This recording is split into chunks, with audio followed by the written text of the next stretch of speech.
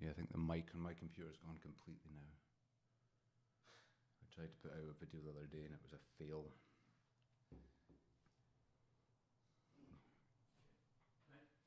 Good.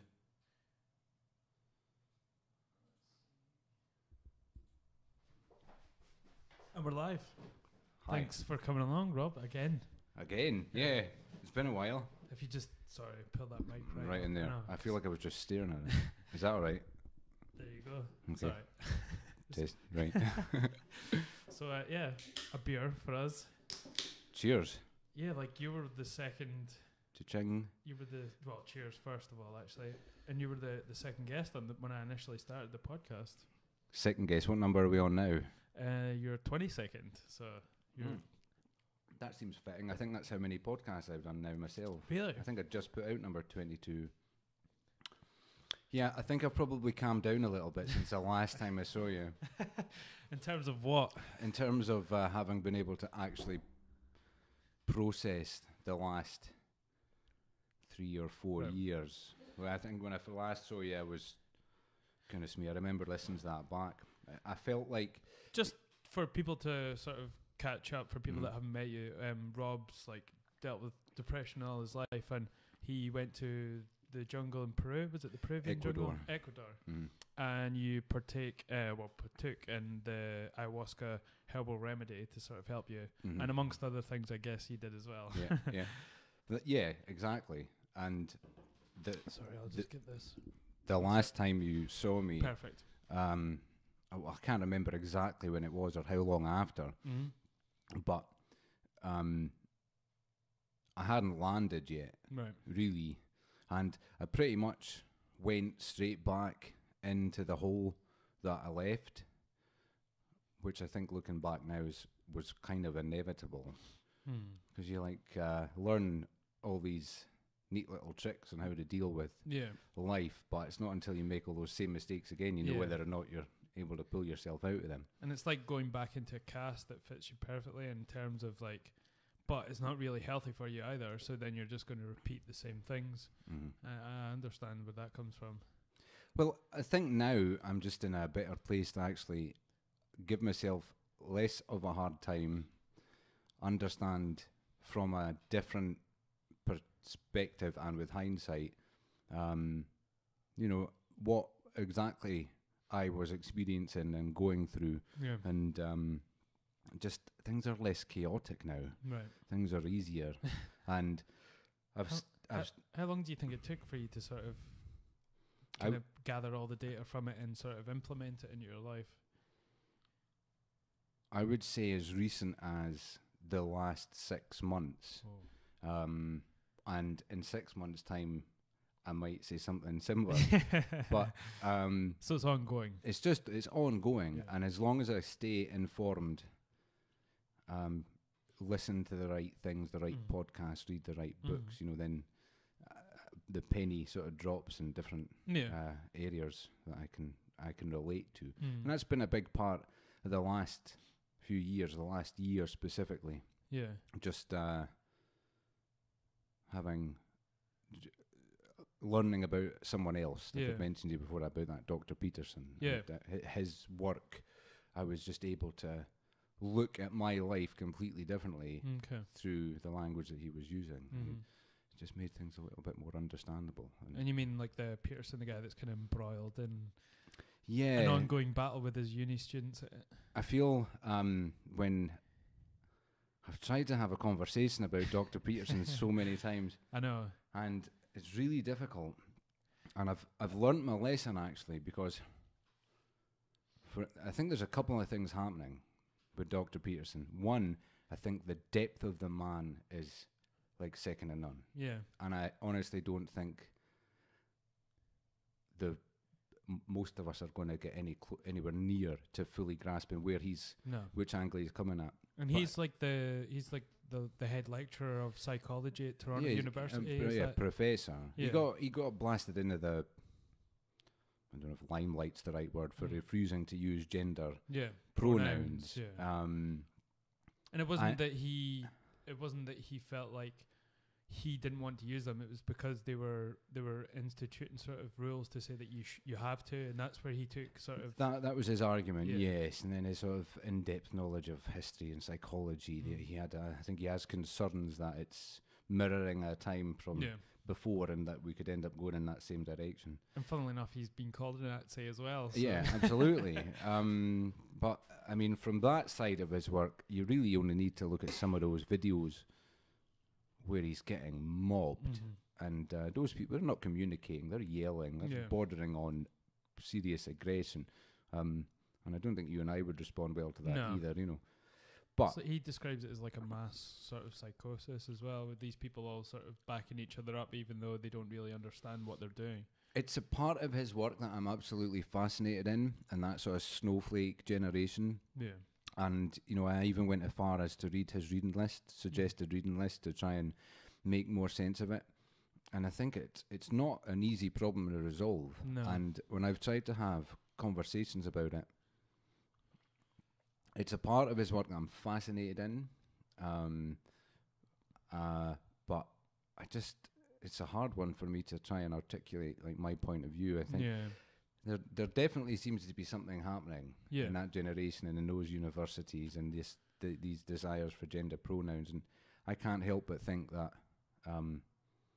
you know, a conversation needs to be had before everyone just agrees that we're going to call you Jesus or something, you know. My personal opinion is where it all sort of stemmed from was, I might have talked about it before actually with previous people in the podcast, but do you remember around the 2000s when in high schools and maybe like primary schools before that, kids would have football games and then they would merit everyone with a trophy because no one was losing.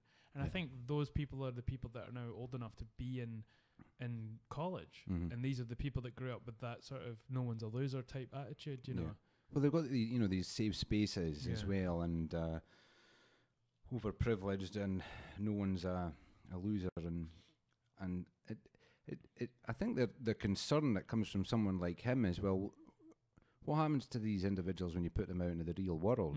They start just throwing down demands at everyone. Doesn't work. That doesn't work at all. And I think, but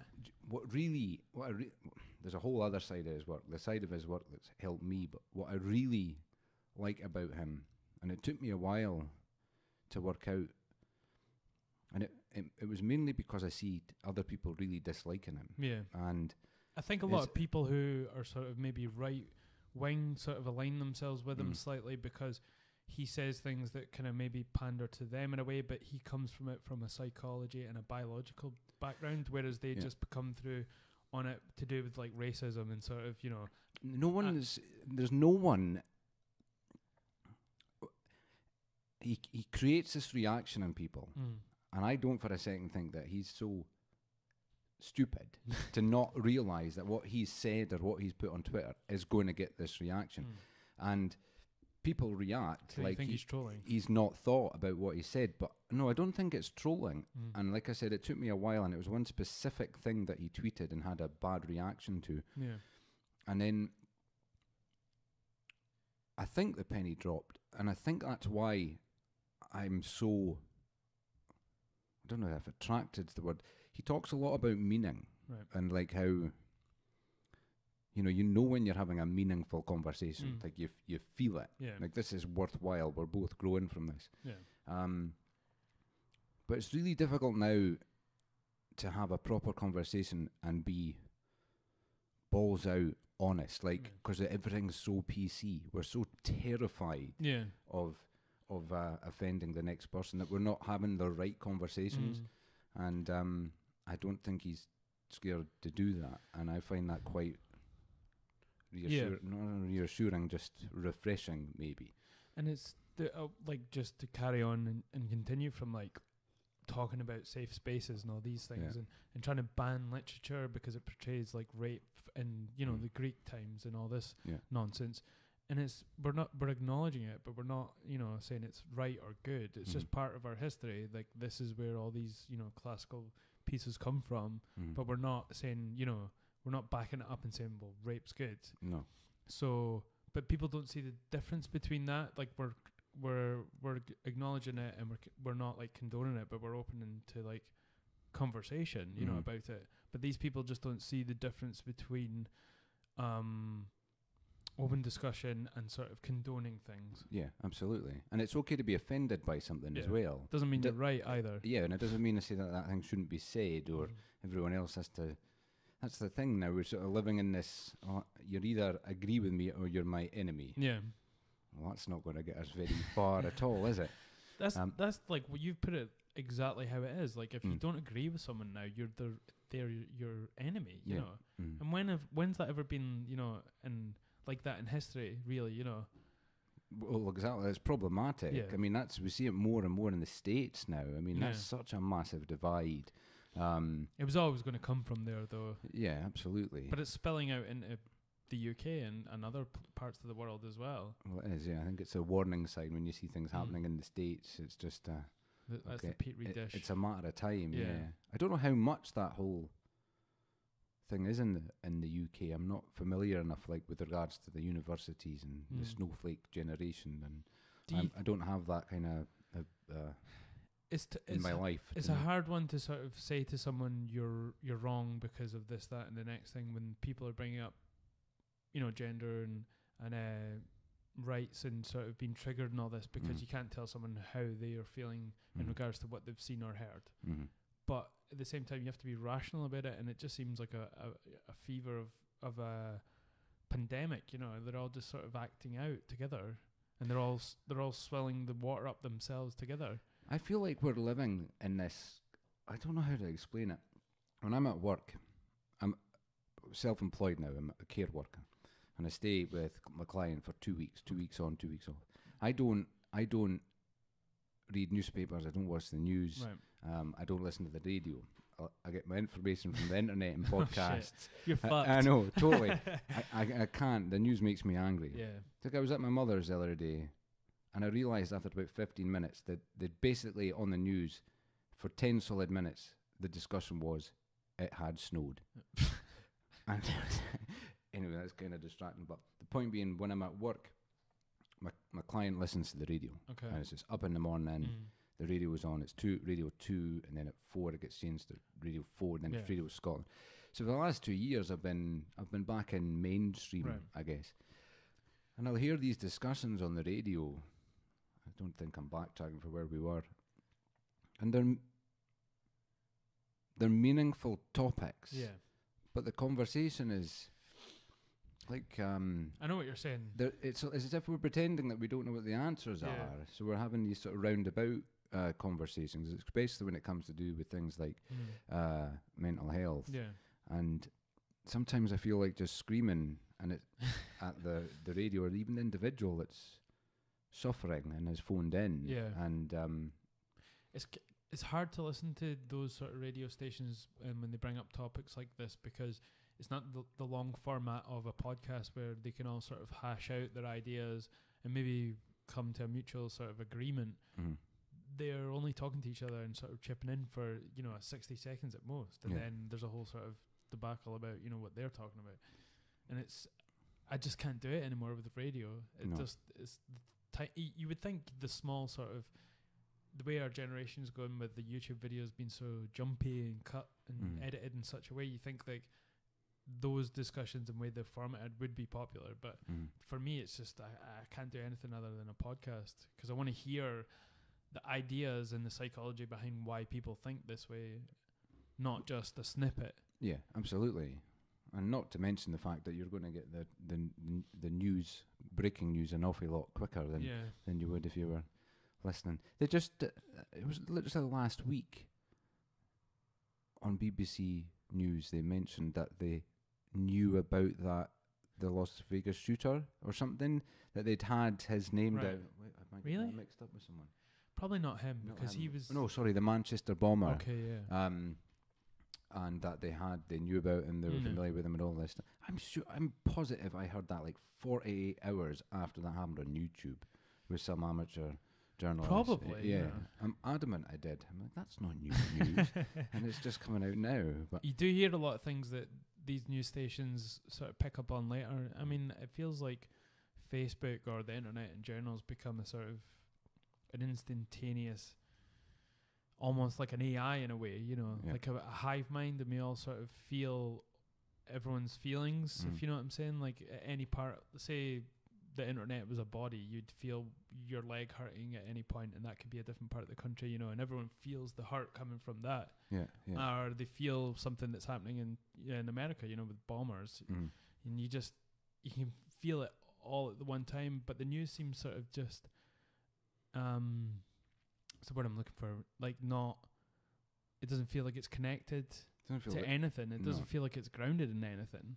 It doesn't feel like it's got your best interests at heart. No. At all. It's all about viewers and money. Yeah, absolutely. I guess that's just a little bit upsetting, especially when you see your family, you know, engrossed in it. Yeah.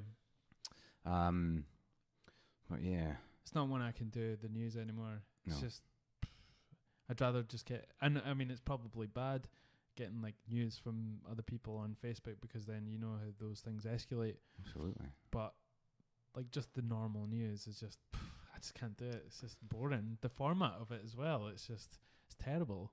And some guy in a suit propped up, you know, with loads of makeup on his face. It's just so unnatural. I know, it's not very informative, is it? You don't find much meaning from it. You don't think, How can I take this guy seriously when he's got like a centimetre of makeup on his face? I've heard some things on podcasts where, you know, I've literally had to stop what I'm doing and go, what? Wait a minute. I think something just changed inside of me permanently. I can't remember who talked about it. Sorry to interject, but there was someone that said there's moments in your life where you have this sort of paradigm changing sort of information that hits you in the mind. It's almost like a mini orgasm. You're just like there's this release of sort of endorphins. I can't remember who it was, but yeah, like I know what you're saying. Like this sort of exceptional growth spurt of consciousness. Do you know, that's weird. I still yesterday or the day before, I had a Skype call, a planned Skype call from a woman in the States who'd seen one of my videos, and she's writing a book, and she wanted a bit of information, just about my experiences, I guess, to add to the book, and that happens not all the time, but sometimes. It's cool you get feedback like that though, and people sort of picking up on it. And it's still to this day, you know, I'll wake up and there'll be a comment on one video or the next one, and others touch different people, mostly the old ones. But it was interesting because she was saying something that I've been experiencing but perhaps hadn't articulated to myself, and it's what you were saying kind of just there. It's these moments of growth, but and I can't say it's anything to do with the plant medicines, because I don't know what it would have been, because I've only done them. I don't know what how life or my brain would be acting if I hadn't. But it almost feels like I can't sort of keep up with these shifts of momentum moving forward. These sort of aha moments, or feeling like a slightly different person, or an element of growth. I feel like you're slowed by your own biology sometimes. Like it's just you can't take everything in and sort of move forward with it. Beware of wisdom you did not earn. Yeah, I read that somewhere. All right, I can't remember. That's a good one. And I don't know if it sounds like Terence McKenna or something. Oh, okay. But I can really relate to that, like massively. So there's only so much you can do with those experiences I had in the jungle, and some of them just have to sit there and let themselves, fester until I can try and process them a little bit. But it's like you had credit though, like if you think about it in a bank, like you had sort of extra stuff there to sort of then go through your life over the last couple of years and filter that out and bring that into your life. Yeah. I'd like to talk. Can I talk about that a little bit? Just with regards to. You can talk about whatever you want, man. Because it's anyone who's listening that listened to the last time I was on here. And that's something I was going to say. Like I did have people coming up to me and people that I didn't even know about that suffered from depression or anxiety, like terrible anxiety, and people came up to me and sort of were opened by the discussion that we had. Yeah. And they were able to sort of talk to people in their life about it as well, which is kind of strange to have that happen by just having a conversation. It's kind of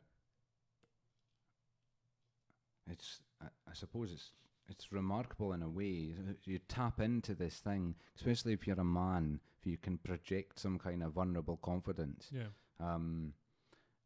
and I didn't know that's what I was doing when I first made that video, but I mean, I'm a guy and I'm speaking about my feelings, and I'm being really open about it. And it seems to be a mixture that people are looking for just now. But I mean, it was all for me at the start, you know, it was my process. But I was, I'd like to go back to when I last spoke to you, and I'd just had all those experiences. Yeah. But those experiences had come off the back of me being, I don't even know what term to use now, but depressed, in a crisis. I was not anywhere near order. I was definitely immersed in chaos, and probably had my hand just hovering over the doorbell to Satan's lair. You know, I was going in deep, and I was going to be in trouble. You know, I had to do something.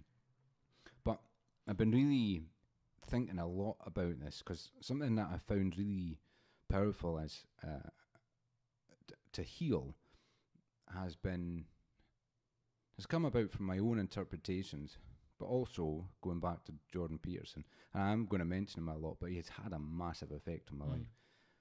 And it's helped me sort of formulate this better understanding of like what happened. Like I can look at the obvious things. I had a dad in hospital. My dad's been really ill. Right. I had a bit of a troublesome stepfather. Yeah, I get all that. But what else? You know, I'd been in the fire service. That hadn't worked out. Where does that all come into play? And Dr. Peterson, he talks a lot about, he does this series. He has his own podcast. It's called The Psychological Significance of the Biblical Stories. That's the only sort of point of contention for me when it comes to Jordan, is his sort of, I mean, I know he sees them as sort of beautiful literature, and but at the same time, a lot of his stuff comes from there, and I think he thinks all of society comes from there at the same time. Yeah, I'm like going to take a step back from that.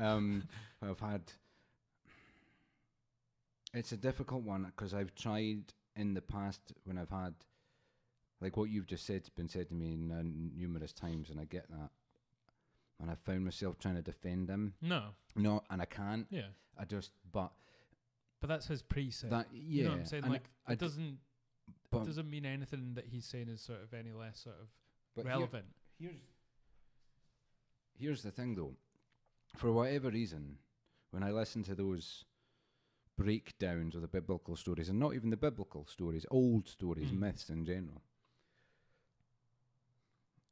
he talks through this in-depth knowledge of mythology, and theology, and psychology, and history, and he rolls it all into one, and he sort of touches on this area that at one point in our history would have been really, really familiar, especially with the language that he's using. And now it's not so familiar, and if anything, now it's almost like if you say the word evil, or heaven, or God, you know, people get all weird about it. And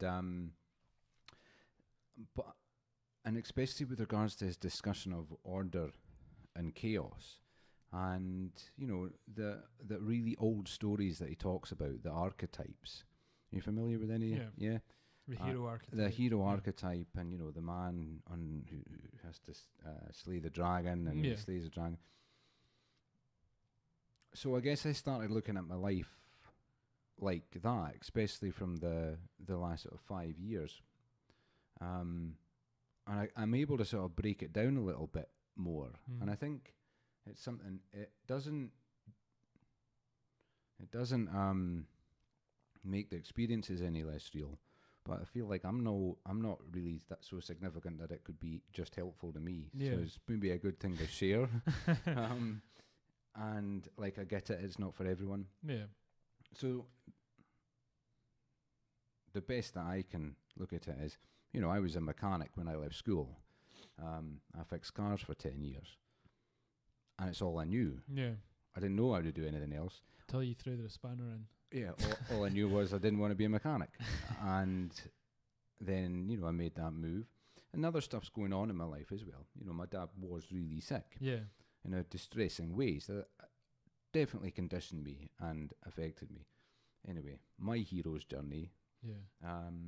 I just went from job to job and did what guys do and partied and in and out relationships. Yeah. But the fire service, this was a big point in my life with regards to makes sense. coming to an end of a road. You know, here I'd been working at Burnham Erigmore as a bartender, but I keep myself fit like I always had done.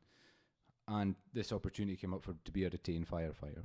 I'd never once considered being a firefighter in my life. Never. Not even as a kid did I turn around and said, I want to be a firefighter. And I remember when you were training for it, and I always just assumed that was something that you would always had a goal to. Never. Okay. I literally just... I think I was in the car one day, and on Radio T, when I used to listen to the radio, it said, there's an open day at Perth Fire Service. Right. Come in. And I was driving past the fire station. Oh, okay. I went in. You're hired. Basically, Really? yeah, I went in and I'm just chatting to some of the fireys, and I got speaking to this older guy. I didn't know he was the retained manager for Tayside. So he's like, where do you stay, son? And I said, well, I'm currently staying in a caravan in Burnham. And his eyes lit up, because in the retained services, they need guys. Yeah. And at that minute, they really needed guys at Burnham and Dunkeld. Yeah. Next thing I knew, I'm a retained firefighter. Yeah. You know, I'm pulling pints one minute, and the next minute you're loading up some boy in a helicopter in the A9. And it was fun. It was good. Is that something that's maybe sort of affected you as well? What you'd been through and what you'd saw as a fireman. That's something that no one ever really talks about, but it must be a factor of the job. Is seeing some of the shit you see. I, for one, don't think I was in it long enough to see enough stuff, and I think if I made that claim would be ripped to shreds by the actual firefighters. But no, I don't feel. I mean, you never hear of a fireman going overboard with PTSD and just like hitting everyone over the head with a fire hose. That was the irony of my story. Irony. I mean, I suppose that it wasn't it was the experience of being a firefighter that undid the knot in my brain, but it wasn't because of what I was seeing. It was because of what I was learning about myself. Okay. In but terms of what? Well, what were you learning? this is my point. So sorry, this is my point, Darren. Was that I'm not going through that realizing that I'm on my hero's journey right now. This is my adventure. Right. You know, all my time is completely taken up right now by being on this adventure. Yeah. And that adventure having got into the retained, well, now I'm going to try and be a full-time firefighter. Okay. So that's like a year's worth of... just your life taken up for a year. Yeah, well, I can't remember. Fitness test, practical test, all the different tests. Written test. And absolutely convinced that this is what I'm going to do.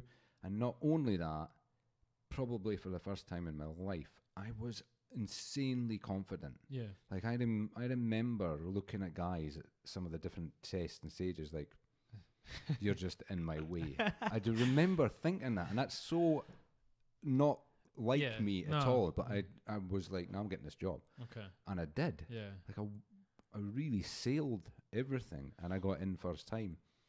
Do you think that was a byproduct of that mentality, you getting in? Oh, it must have been, yeah. I mean, it made so much sense. Like, I mean, I was just turned 30. I was physically really fit.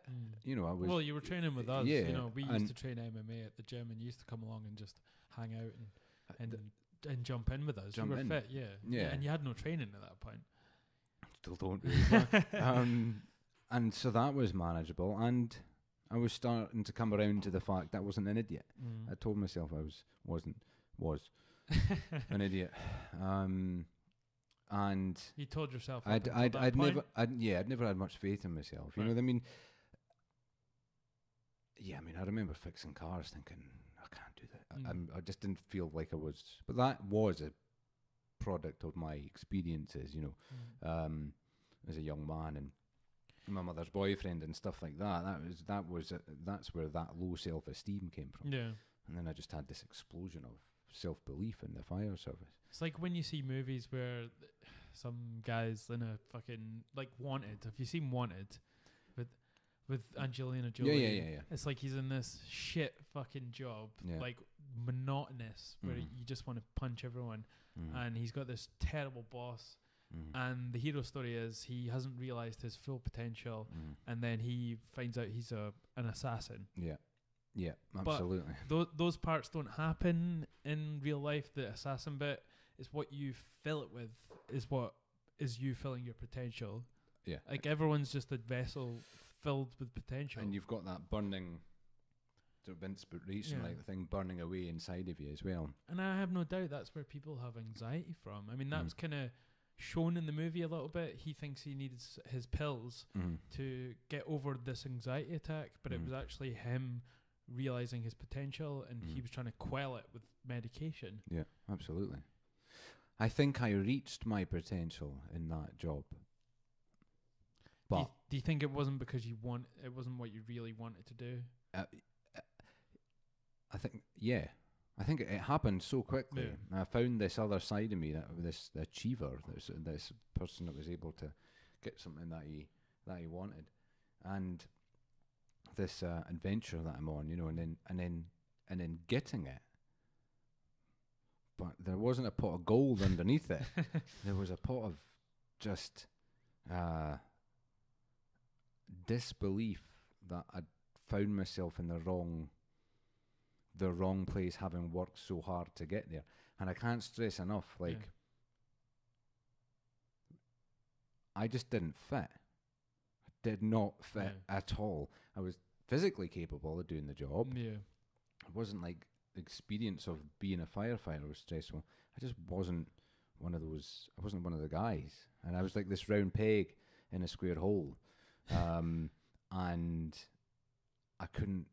This is it from hindsight, and I couldn't believe it. And I remember just getting lower and lower, and everyone else around me is so happy that I've got this job, and I'm not experiencing any of this.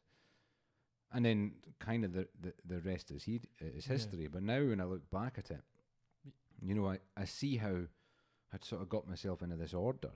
I was balanced, and how that then it just came undone, and I just was so unable or unwilling to deal with that reality. You could almost equate it to, when you start seeing a girl and you ignore all the things that would normally annoy you about them, because maybe you're extremely attracted to them, and you just you ignore the fact that they maybe don't do anything for you intellectually, and then finally you sort of get there and you're just like, what have I done? I have no interest in this girl. I was just because I had baby batter on the brain or whatever, and then she's maybe not intellectually that great, and you're kind of stuck, and it's probably the same with that in the fire days. You were so focused and had a feeling of greatness by something being so easy to you at that point, because you had the belief, and then once you'd passed, there was this sudden overwhelming feeling of being in something that you didn't want to be in, and pushed for it as well. And this this awful feeling of failure, letting people down, person out of a big place, it's a small town, and just the rest of life catching up with me. But that was chaos that I found myself in, but it was the way that I dealt with that, and that's definitely something to worthwhile sharing. Like you go into these states where you're like, I don't want to deal with this at all. I don't want to be in my own consciousness. I'm going to do anything I can to not be in my own consciousness. So I'm just going to take this and that. Do you mean like sweets and so? Oh mate, I don't. It doesn't matter how many times I tell people this or try and be as honest as possible. Folk don't grasp where I went. I was out of control. I don't know why I'm still breathing. Are you? Maybe. It's a good question. That's another conversation. And I just was out of control for a long time. It seems like the fire is part. I've always kind of thought that when you've explained it, was the catalyst for everything that's kind of happened to you and how you felt up until this point. That was a stereotypical meltdown. Completely and utterly. So you didn't want to show that that's what you were going through at the same time to people that you...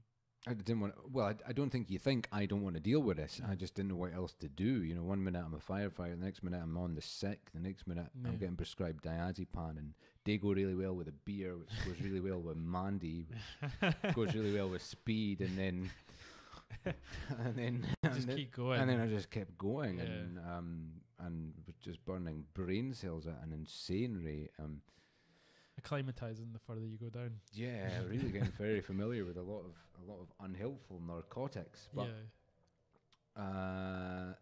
thank goodness for podcasts and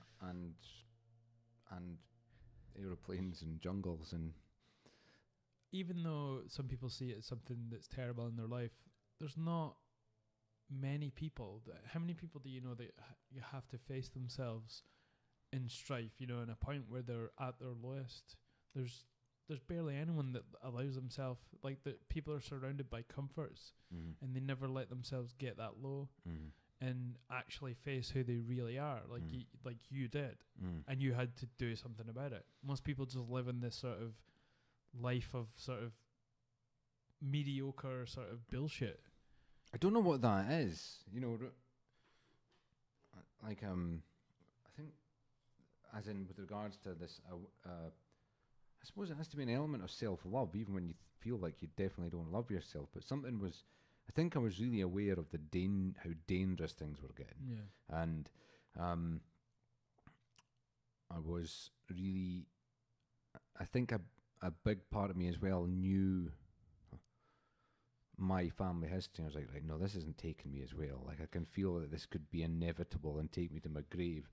And sort of just to preface this all, had you sort of said to yourself, well, this is like depression and anxiety, or did you know that's what it was, or was it something that you kind of just, I think no, this is not happening to me, I'd always battled, and that was only ever through the eyes of myself with regards to comparing myself to others. Yeah. It didn't seem to, I used to think sometimes people were too stupid to be depressed. Like, how could you not be? But that was an obviously morbid way of looking at life. But no, at the time, I was just in full-blown crisis. I'm very familiar to mental health because of my father and my upbringing. Too familiar to it, perhaps, to the point where it was just going to be inevitable. I might even just talk myself into the fact that I'm legit crazy. But I must have been in there somewhere enough to want to help myself. And I suppose, like anything, even though that, I don't know, a year and a half or however long it was absolutely insane and dangerous, it was necessary, I suppose. I mean, I went through it. I was the one making those decisions, but I suppose that's where I'm at now, is the polar opposite of that crazy time. I've sort of come full circle now, and guess what? See, being really good to yourself turns out it's really beneficial. What? I know. Total shocker. You mean sort of doing stuff to your body and taking loads of drugs isn't good for yourself? I know. I hate to disappoint. Or like, the right drugs, sure. The right drugs. Did I last year? I remember seeing. Obviously, we follow each other on Instagram, and I saw you. You'd be going from like different houses and sort of were you house sitting or something like that? Oh no, so that was with my work. Okay, so just now. Because I'm a private care worker. Right. So the reality of that means that my clients tend to have a lot of money. Okay. Okay, that makes sense. Basically, they can afford to pay someone 24 hours a day to take care of them, whatever their needs are. But it means I get to stay in some pretty nice houses. Now I have one client. Like, I was getting a bit fed up going here, there, and everywhere. 2 nights, 2 days here. And is it kind of freelance, or there's a company you work for? It's through an agency. Okay. So I'm self-employed, and I get the jobs through my agency. But okay. I locked out my client Charlie. He stays in the west coast near Campbelltown, right by the sea, a wee village called Glenbar. And I just did a month with him, and then I would make up more days with other people. Right. But one of the other carers left, and I took up the second week as well. Okay. which suits me. So I do 2 weeks on, 2 weeks off. That's pretty good. That's a good deal. Like, do you enjoy doing it? I do, and it's been a massive. It's been unexpectedly helpful to me as well. Not just like, you know, work's underrated. It's important to be busy, but you know, the thing is, elderly people. I mean, Charlie is the same age as my dad, but I looked after a lot of elderly guys as well. Is that generally the kind of age bracket? Yeah. Well, he's got MS, and she's got a disability. So you could be working with someone with a disability, or you know, I looked after Captain Robert Mackenzie for 10 days. 96 years old, 6'4". Still was an officer on the HMS Hood. No way. I'll tell you a story. That guy. So Captain Robert Mackenzie was an officer on the Hood. I'm assuming World War II. World War II. Okay. The Hood is the it was the pride and joy of the Navy in World War One. It was the most advanced boat that we had. Okay. And come World War II, it wasn't up to speed, but it was still renowned as a warship. Anyway, he was an officer on it during the war for 2 years. I can't remember where it docked, but it was its final voyage. I can't remember which country it was. Anyway, when they docked, a sailor came up to him on the boat and said, "Officer Mackenzie, the captain wants to see you immediately." So he went to the captain's headquarters, and the captain said to him, "Officer Mackenzie, good news and bad news. Good news is they're going to give you your own boat. You're a captain now. Bad news is you need to get off the Hood now. Oh, shit. We're setting sail in 20 minutes, no time for goodbyes." Now, that had been his family for 2 years. Right. He said, "I walked off the Hood. The big chains anchor were coming up. Yeah. 12 hours later, the Bismarck blew out the water." No way. I was like, dodge a bullet. Literally dodged a shell. Yeah, a massive shell. But it was just, I found it fascinating because, like, this guy was like, you know, I try, when I'm at work, I'll take my kettlebells with me, my steel mace, my Huel or whatever. People seeing you from, like, walking into a house probably think you're going in to do somebody in. Complete comment. Or they absolutely love it. They think, "Oh, well, I'm totally safe with this guy." Guy's going to batter me over the head with a steel club. with some of your clients, you try and encourage them maybe to change their diet a little bit or something. 96 years old, in the morning, he'd have a bowl of Frosties, but I mean like a cauldron of Frosties, right? Which he would then layer sugar on top of, right? That's crazy. Which he would then put double cream on, like layers of double cream, and then he would have, overnight, he'd have soaked chopped strawberries with more sugar, which he would then put on top. What the fuck? Is he overweight? Or Not at all, but I'm like thinking, anyone else, I'd be like, "I'm not sure that you should be eating that." But this dude's 96. Yeah. He's survived all that through the. Who am I? What do I know about? I know. Living Just long. let him do what the fuck he wants. Yeah, exactly. Have an aneurysm from having too much sugar. I think his sister was like 101. That's crazy. Yeah. Some people just dodge things like that. Like, it's all genetics mostly, I guess. I mean, there's people that just smoke their whole life and don't, die in 101 in their sleep. Do you know what though? These older people, and Charlie as well, as much as I'm his carer, what I didn't realize the value of something in life, and that's routine. Right. I think that's all these old people would have, I guess. Yeah, but it's been kind of for me. So the best I could describe it is that when I'm at work, I noticed this pattern happening. Over the last year, I've been working 2 weeks on, 2 weeks off with Charlie. And the 2 weeks I'm at work, I'm like on all 4 cylinders. Right. I'm like the best version of myself. I've got a running machine at Charlie's house, got all my kettlebells, my mace, my T-Rex ropes, and him. I'm taking care of him. I'm taking care of myself. Yeah. I'm eating well. And it just seems effortless. Yeah. And then I would get home for 2 weeks, and it'd be the polar opposite. I'd get home, I'd be driving home, think, "I'm a wee drink." I get home, but I would have a drink, and then I'd stop at the garage on the way home and get like a packet of sandwiches and some crisps and a king size Twix. but that it would just start, like this knock on effect, but I started to really notice the difference in my mood. I mean, obviously, but to the point where I just couldn't ignore it. I was like, "Oh man, this is like really I'd gone Affecting from you, yeah. really affecting my mood. And the more I guess I broke it down, it was that I was missing that routine of work massively. You know, getting up at 7:30, cup of tea for Charlie, the radio goes on. I don't know what I would do, read my book, watch a bit of YouTube or something, then breakfast at 9 o'clock. Do you think the responsibility of someone else maybe have brought that out as well? Maybe, because it's hard to be responsible to yourself, you know, when you're going back home and whatever, but because you had to, there's an old guy there that's counting on you as well. Yeah, so definitely. That probably helped as well, I guess. Yeah, absolutely. I think I just... well, yeah, I don't think I could word it any better. Just looking after someone else, and the side effect is that you start really looking after yourself as well. Now though,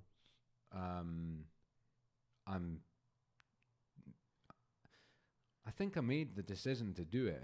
It felt like it came about more natural. I think sometimes you just can't deny things that you're recognizing in your life any longer. You know, my whole body biological clock has changed. You know, I wake up super early now, like I'm on work all the time. I was always a late a night owl, and now I'm going to bed the same time as my 96-year-old clients, and just getting that routine in my life. Less of the bad things, more of the good things. You know, exercising in the morning, starting the day that I want to, you know, I want to carry on, and it's good that you get to do that while you're out there as well. Is that something that's spilling in when you come back home, like working out and still? And oh, definitely, yeah. I've found a really kind of stumbled across what has been the most effective in all the years I've been working out. What I'm doing now with regards to energy levels, like even how my body looks, general fitness, and it's a kind of almost the minimum.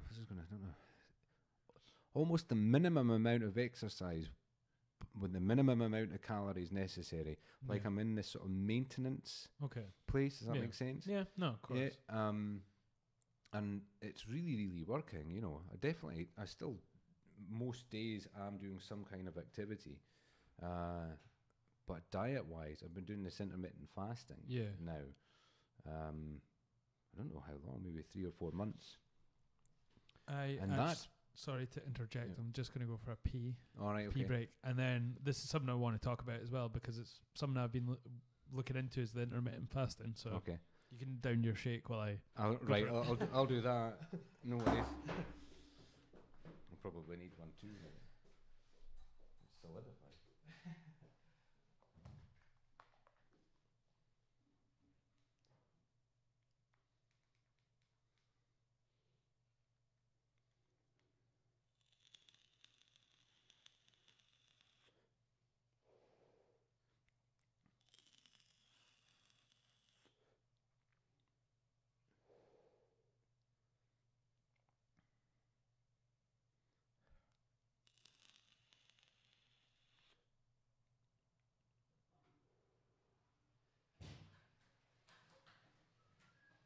Added some vape effects. Sorry. Whilst you were away. I dropped my vape and my mug of coffee the other week. And I had to buy a new one, and it's a bit extreme. You must have been devastated. Oh, mate. If I'm going to give up nicotine, it's on my own terms, not my coffee's. Do you know what? Like, do you notice any effects from it?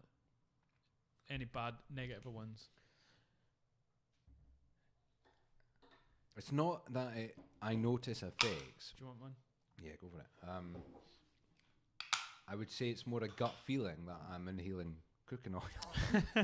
Was that what you're smoking? I don't know, vegetable oil or something. I don't know, but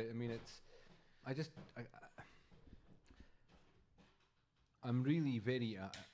I'm not naive to the fact of how addictive that is, and it's not. I don't even feel like it's the nicotine. I feel like it's just the whole oil type situation. Well, no, just the whole, taking it in and watching the vape coming out of your mouth. Because I kind of felt quite positive about them before, because if it's getting you off cigarettes, which are highly addictive and have lots of carcinogens and bad things in it for you. But one of the guys I had on the podcast, he had a vape and he was at it every 2 minutes. And the next morning when I woke up, I just felt like dry and sort of like, I don't know, it wasn't the same as cigarettes, but just being in the room with it, I just felt sort of off.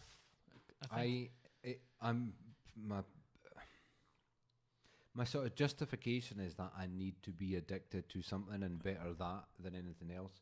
However, I think I've been saying to myself, when you free yourself of an addiction, it frees up other things in your life you didn't even realise. When something's got a hold of you, that's a powerful thing. And I don't like the hold that has over me. So I am aiming towards that.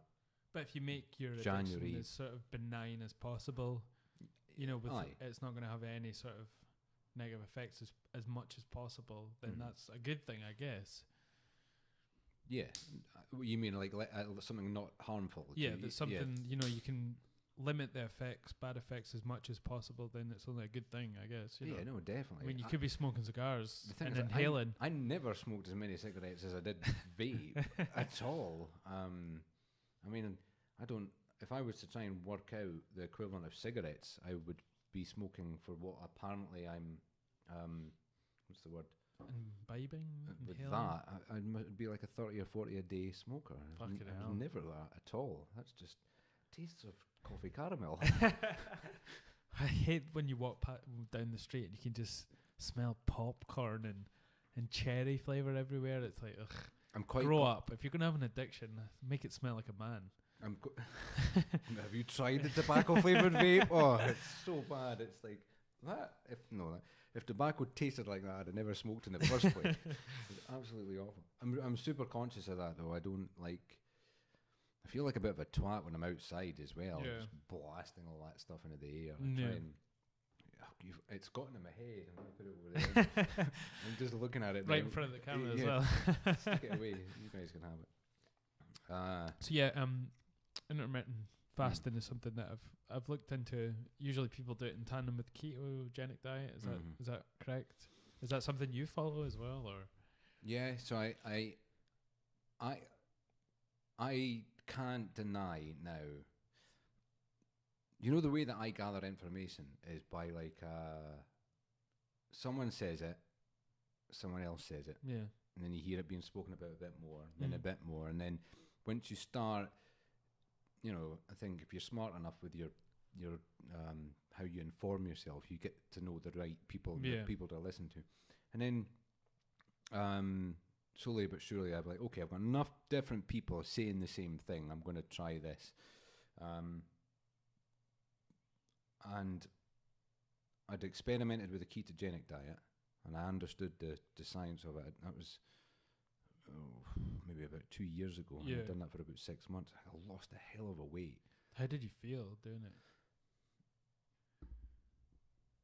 I felt good, but I found it really difficult to eat enough. Yeah. And I ended up breaking a little bit as well, actually. Right. I think I might have been calorie deficient. Right. Quite considerably, but don't remember ever feeling hungry. Right. At all with it. And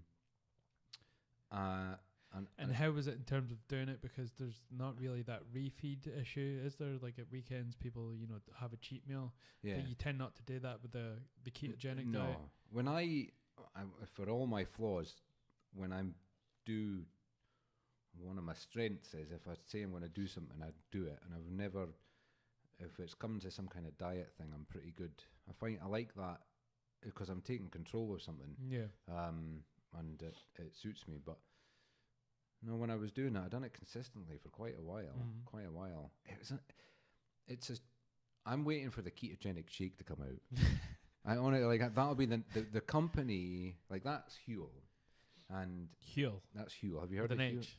Sorry. Huel. Huel with an H. Hugo. E-L. Huel. Is it from Spain? No, it's a British company. Have you never heard of Huel? No. Oh, Fuel. I don't even know if you're taking the mic now. I didn't think I was. You didn't know, right? Okay. Huel. Okay. Huel. Have you not heard of it? No. Really? No. That's a Okay, so Man, I've been traveling. I'm totally out there. you're totally. So Huel, I started seeing it about a year and a half ago on Amazon, right. and I remember looking at it a couple of times, going, "That's way too good to be true. That just nah." And then, I think maybe about not quite a year ago, I actually went to their website, and the first thing that took me was their website. I will leave a website immediately if I can't navigate it. And it was like just the ScotRail one. Oh, just awful. Or another one. Sorry. Anyway, and I started reading about it. Essentially, I can't remember the guy's name. The guy that founded Huel has got a PhD in food. Okay. What are they called? Nutritionist. Nutritionist. Yeah. And he's also a vegan. He's been a vegan all his entire life. Okay. Now, that wasn't necessarily a selling point for me. Anyway, his story was that he was absolutely obsessed on a scientific level of every day making the completely balanced intake of food for his entire 2,000 calories or whatever. Fats, carbohydrates, proteins, all that stuff. Like, how can I make this 500 calorie portion the healthiest balanced portion that I could put in my body? And he said, and it was completely achievable, but it was taking up all this time. So he got together with another PhD guy. These people are smarter than me. And they wanted to see if they could supplement it, and that's the sense that's what Huel That's what is. they came up with, yeah. What's in it? Well, lots of fat.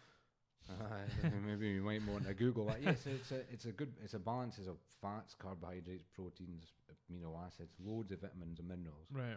It's based around. So for everything the body needs, it's based on 4 portions. Right. So 2,000 calories. 3 scoops is 500 calories. Right. Don't get me wrong, I like real food and I like chewing. But Huel's been kind of a savior in a sense of being able to relax enough, knowing that you have something there. Yeah. That but also that I'm putting something good. Yeah. Because I've been, like I said, this. Mental health and food are really, they're so closely linked. No, it's become so obvious to me now. Like, I can feel the difference in my mood. Like, if I just indulge immediately, there's just a shift there. It's cool that you're trying to get all the factors in place for you to be in the best sort of mental place as possible. Diet, exercise, work and all this. Yeah, definitely. I mean, they all contribute. They do. And energy levels. And life's just easier when you've got energy, and that's where I'm at just now. Okay. So the more energy I can have, the better I can sleep. Yeah. What are you doing in sort of diet wise? What are you doing now instead of intermittent fasting? Oh, okay. Timed eating. And again, that was just from sourcing enough information. We know so much now. With regards to all the things that we were told, like breakfast is the most important meal of the day. Apparently couldn't be further away from the truth at all. Fats are bad for you. Yeah, all these things. And I mean, salt as well. That was a big one for people. Yeah. You need salt. It's a nutrient, for fuck's sake. I just had like an hour-long conversation with my dad about that. No, salt is the devil. Well, the older people, I know, like my dad just won't touch it because it's just that generation were taught that it was bad. It's directly linked to heart disease. Oh, it's gospel. Yeah. Margarine is great. Yeah. All that kind of stuff. Yeah. That yellow spread. And I tell you something, Darren, intermittent fasting, it's not, the way to look at it, it's not a diet, it's just a complete lifestyle. Yeah. And I would say it's probably been one of the most natural transitions to trying something that, for me, that I've ever done. And with regards to how my body and brain have responded to it, it's like a no-brainer now. So it makes sense it's natural, though, because the way we've been set up since hunter-gatherer times, there's not going to be that many opportunities to eat that much through the day in terms of what we do now.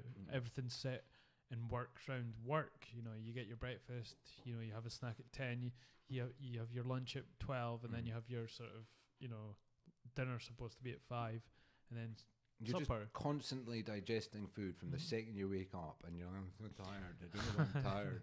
And if it's shit, you're just putting a whole lot more shit in your body. Massive. You're having your brown toast, which is super healthy apparently, covered in golden syrup and a bowl of golden syrup. super healthy.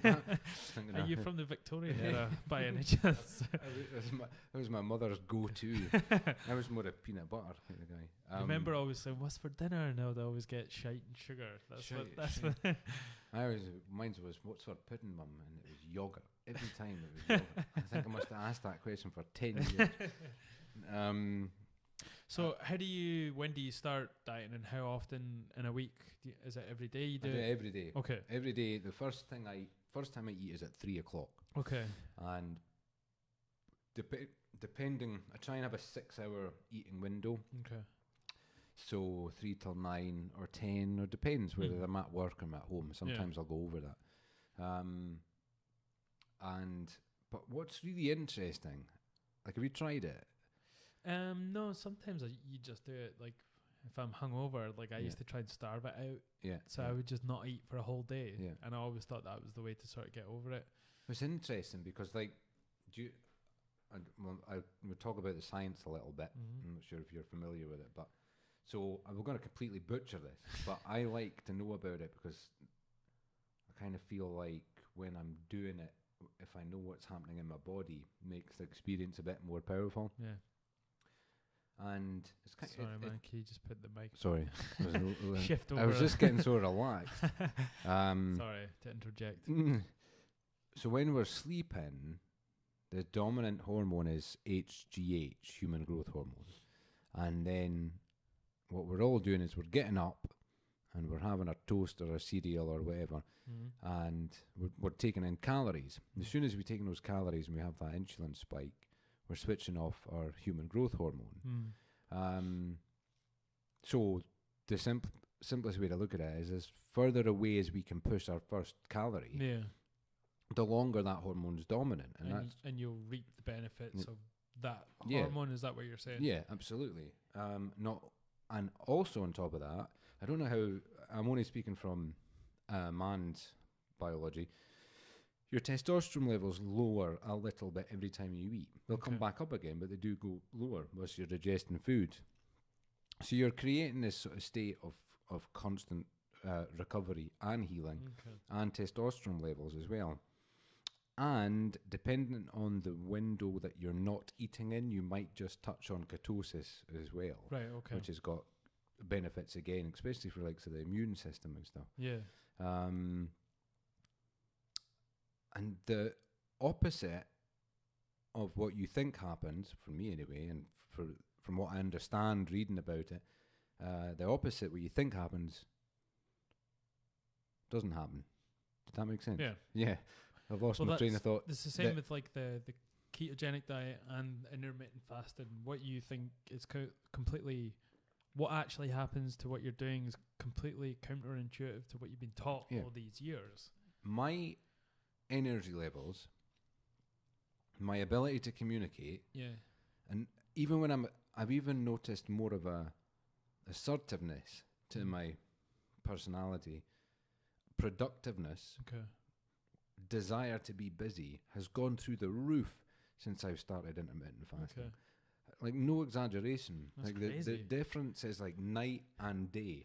I'll be up at 7 or 8 in the morning. Whatever I've got to do, I go and do it. And whilst I'm doing it, I'm thinking about the next thing that I have to do in order to stay productive. And that just encourages, I think, more healthy things, because you've got that energy level there. So being busy is good. Staying in that routine is good. Exercising's good. Yeah. And then choosing how you're going to break the fast as well. And I find that really good. The fuel for breaking the fast. Because it's just easy. It's easy on your stomach. You know, you're putting... And then if you want, you can just go to town with the time to eating. And what are you doing in between when you wake up and when you have your first meal? Are you drinking anything or taking anything? So I can have... I wake up in the morning. I'll have... I can't remember what I call it now. I've got this tea So like I think it's called stomach ease tea. Okay. I like the taste of it. I never used to be in the herbal teas, but I had to change things up for this Yeah. because I was a coffee and cream guy. Love coffee and cream. Shit. Really? Yeah, I love it. I How love can it. anyone take cream as That's the only way to drink coffee. tastes like nothing? Everyone knows that. So I drink that. I'll have some water, and then I'll have a black coffee. Yeah. Make a pot of coffee, which I'll drink throughout the day. Just drink water. And then I stumbled across, there's a guy on YouTube, I think it's Thomas DeLure. He's kind of the fasting prodigy. Yeah. I think that's his name. I have this drink about midday, couple tablespoons of apple cider vinegar, Okay. some cream of tartar, and some pink Himalayan salt. Oh, That's you're going all out. That's your sodium and potassium levels. It's like a fasting drink. It's just to make sure you're keeping a balance of minerals and stuff. And as far as I understand, the apple cider vinegar is pretty good for keeping the old stomach from feeling too hungry. I was watching a video the other night, and it was someone who's a massive proponent of fasting is Terry Crews. Do you know Terry Crews? Yeah, totally. Yeah. That funny guy from all the Expendables. Is he in Expendables? Yeah.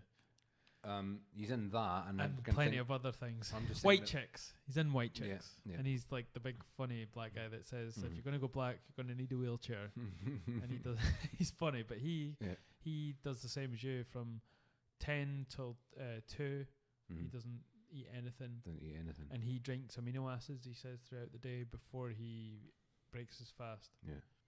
There's ways. And he's ripped and jacked. He's totally huge. Yeah. And he's done it for the last 5 years. He said. I'm not. This is it. I mean, for me, this has been such a massive bit of the puzzle. Yeah. Really? Yeah. So it's like a relief of some sort of. I'm 36 now. Holy shit. 37 next year, and I am.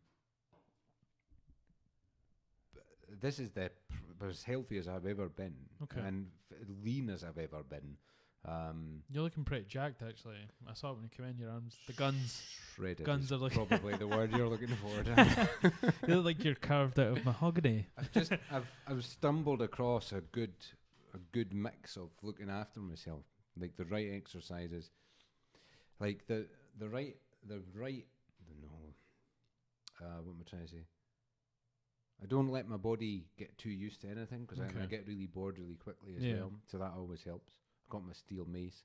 I bought some of those TRX ropes. I've used them before. They're pretty good. I'm really, really enjoying them. Yeah. They're really handy for when you have a job like mine and I can just hang them off a door or off the attic space or something like that. I had the chance to do it with someone who was like TRX certified, and I had to go to the bathroom and I was sick, violently sick. It was just such a hard workout. They're pretty brutal. Yeah. That's something else though as well. I've a couple of friends that are doing the CrossFit and stuff, you know. Because they had a place open up in Perth, is that what it was? Have you been along? No, I haven't. And I've been asked to come along. And do you know who's running it or no? I don't know the people that are running it, but I know plenty of people that are going. And it was kind of doing my head in a little bit. Like, I felt like I kept having to make excuses or justify why I wasn't going. But like I was saying, like what I'm doing now is really working. Yeah. And I recognise, like I pay no attention to times anymore, Dan, when I'm training. I pay no attention to reps or anything like that. Just your body, I guess. Well, there's a level of intensity that comes with training like that. Yeah. And as much as I can throw myself into it, it doesn't benefit my brain very much. I get too obsessed with it. And I get, I don't... Like a staffy with a ball. I don't want that intensity in my life anymore at all. But I think I don't think that's good for me. You've experienced enough to sort of know what works for you. There's people who start out and, you know, they'll just go on the treadmill and just sort of lazily walk and then go on the bench press for, you know, an hour or something and just chill out. And it seems like it's more of a thing for them to do as opposed to actually doing it. Yeah. But you've went through all these different things to sort of figure out what's right for you. I'll go like once a week,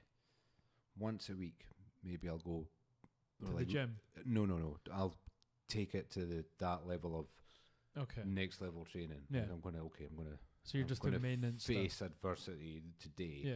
And it's usually like I said to you, I was supposed to be to do the Murph. Gonna try and meet your maker. Yeah, I'm gonna try and meet my maker today, but every other day, just not like lazy by any means, but just move my bodies in some way. Or That's crazy, because that's crazy. We all used to call you Crazy Bob at the did. gym, Yeah. and it was because you just had the ability to sort of keep going.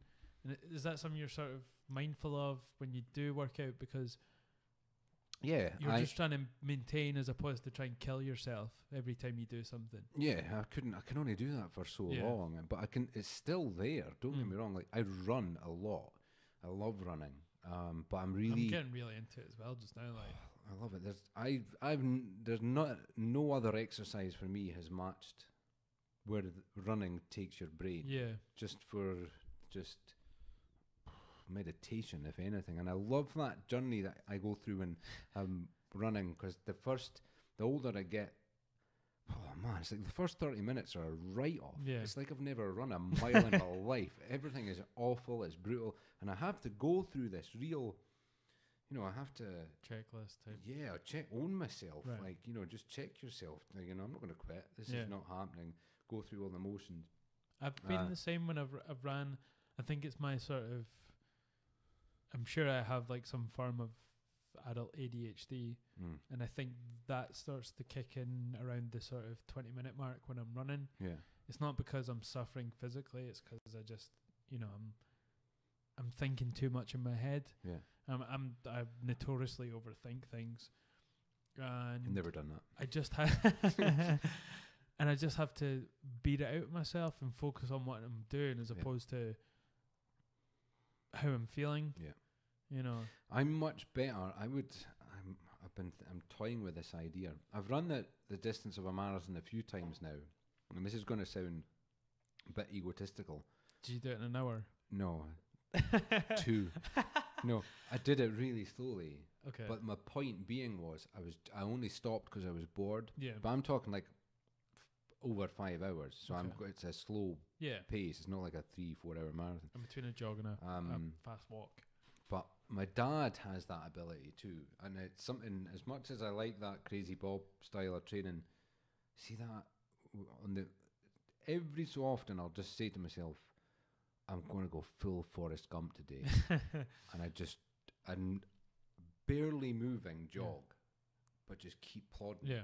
And I love it. Yeah. And I feel really suited to that. I'd like to test myself in that, actually, see how far. It's like when you sort of, that's one of the reasons I ended up having my first fight in MMA is because I went along and did it for fitness and just to learn to sort of what was going on. And then a year down the line I said, well, I know all this stuff. Well, I thought I knew all this stuff, and then I wanted to just test my skill, my mettle against someone else. And it does sharpen your skills as well. Like there's nothing better than a fight camp, because your skills just go through the roof. Your chosen ones as well. So, and that's always has a knock-on effect for when you're just doing regular training. Your mental toughness just goes through the roof as well.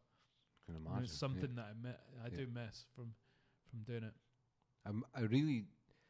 I never thought, it was Joe Rogan's words, not mine, but it's so true, and I'd never thought about it in a sense of with exercise is like facing adversity. If you're willing to put yourself into those places, how much that can go, you can put that into other, I've been here before, and I can manage this. It probably swings back around to the whole snowflake culture as well. It's like no one's really truly feeling, had to face sort of life-shattering adversity in their life, and that's where all this talk comes out of.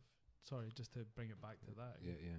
No, it doesn't make for a very and you have to interesting individual, that's for sure. You haven't got those many experiences to fall back on. And how many interesting people are not damaged in some sort of way?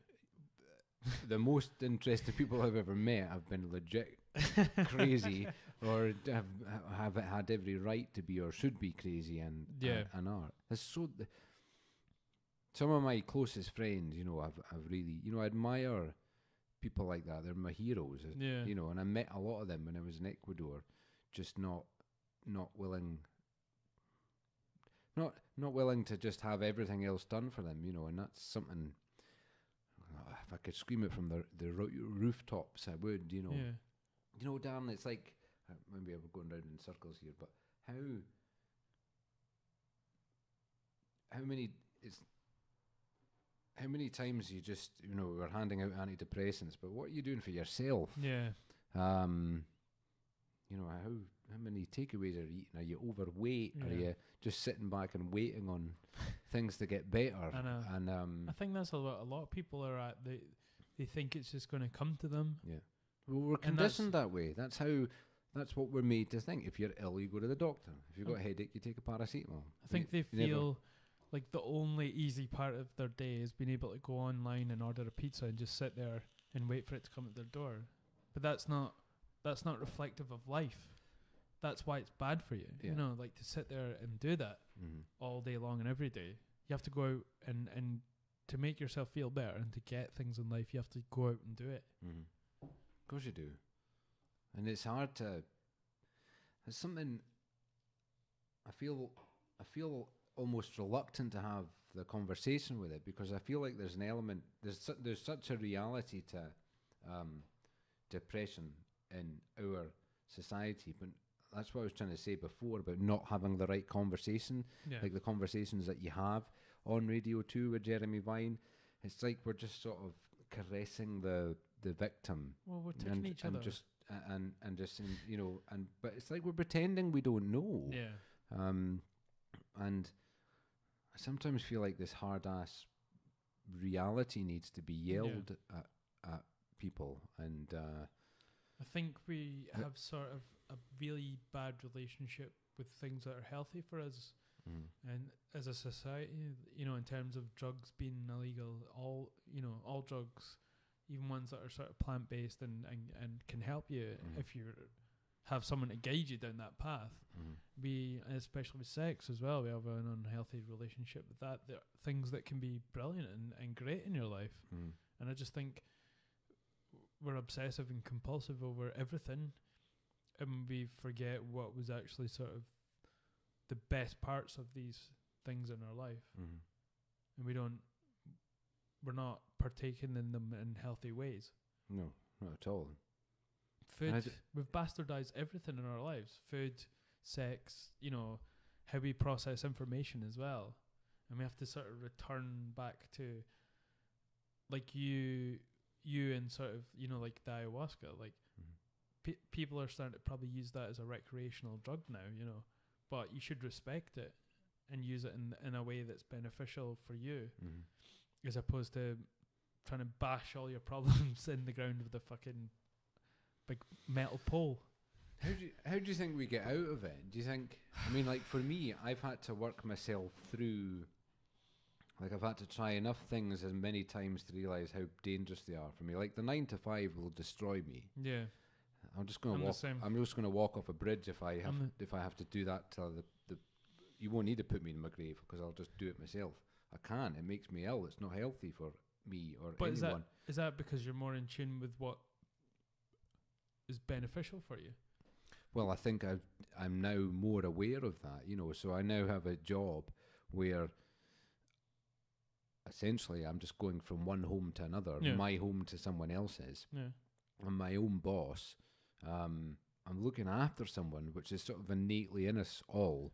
Yeah. And I get that community type feeling, Yeah. And, I call Charlie McLean, but he's my friend now. I've known the guy for 2 years. Spent more time with that man than I have 6 months of my life every year. Yeah. It's funny how you're just gravitating to, like I said it before, you're gravitating towards all the things that are going to sort of fulfill your life as much as you need to. With your sort of your fitness, you figured out your diet as well, and intermittent fasting, and then having a sense of sort of community and need in your job, but not be killing yourself in a 9 to 5 sort of workspace. I used to feel hard done by about being forced to be busy, as in having forced to be at work. And as much as that's still true, I now realise how important it is to be busy. Don't sit idle too long on your cell make plans Yeah. ahead of time. You've got 2 weeks off coming up soon. Make sure you spend your time wisely, but also have enough time to recharge But there is your the batteries. flip side of that I think this is one of the main themes of Tim Ferriss's 4-Hour Work Week, is that there's a difference between Is that Tim being Ferriss? busy and being productive. Yeah. Like these 8-hour long days, how many hours of that day are you actually being productive towards your actual job? Mhm. It's not the same. That's what I mean when I say, that we have these pretend conversations. It's like, well, we know some of the issues, Yeah. we know these problems. A lot of what we're doing isn't very good for us. Yeah. We're definitely not designed for it. No. I think we seem to be having I don't know how many more people are real. There's a divide, isn't there? Yeah. There's the people that are embedded in. It's where you find your information from, Yeah. I suppose, and your upbringing. And a lot of the internet is sort of self-serving as well. Like you just sort of take what you want from it, and it backs up any of your ideas as well. I don't know how we figure out what's truly sort of moral and what is truly right and wrong.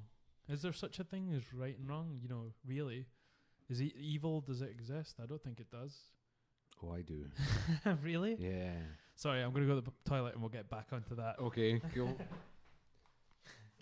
This conversation keeps coming up. Evil. I just had it. Yeah. I love the word.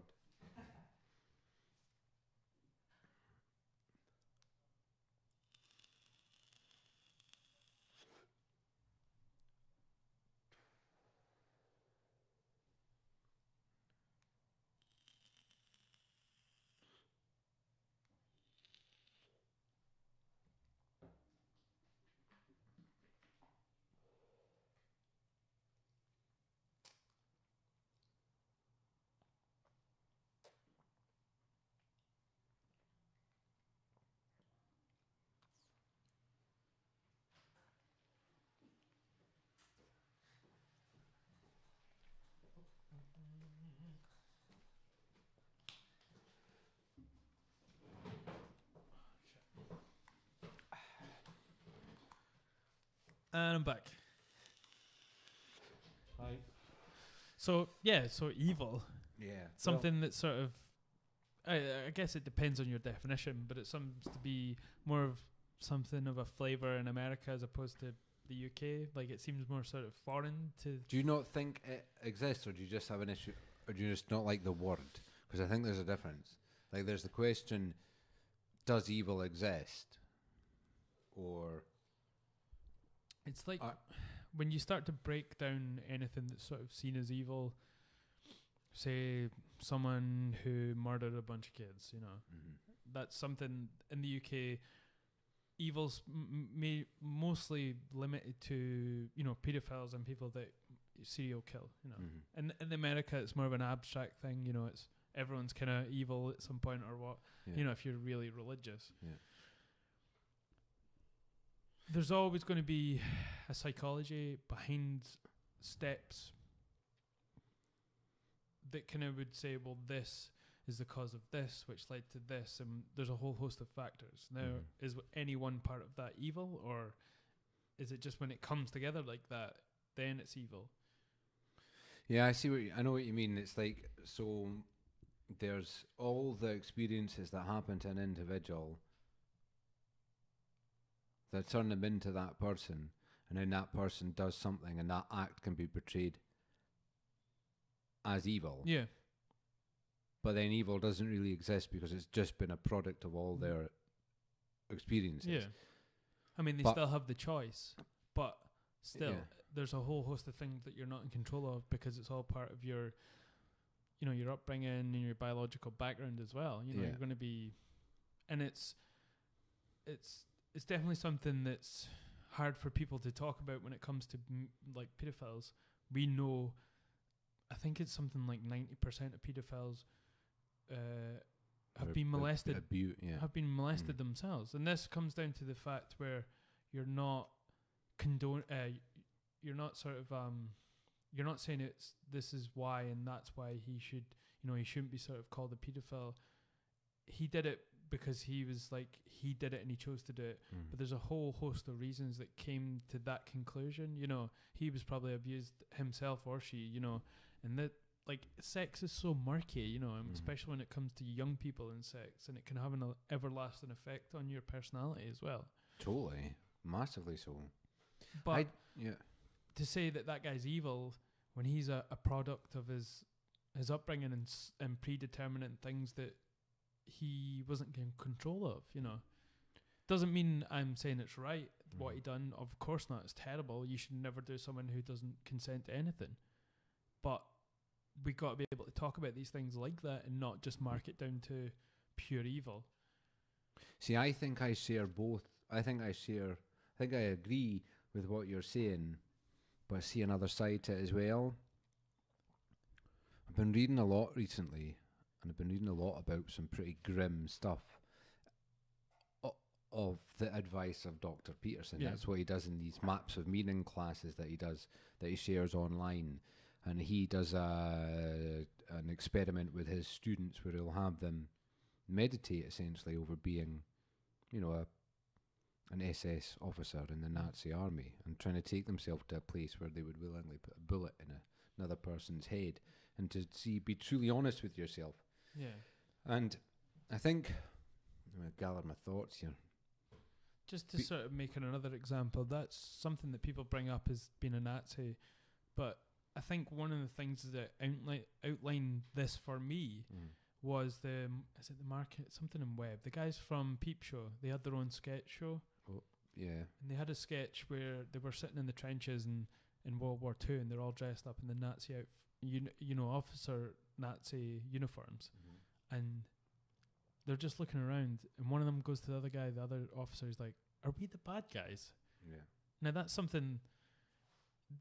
They probably don't see themselves as the bad guys, you know, the Germans and the Nazis, you know. No. Well, I tell you what, I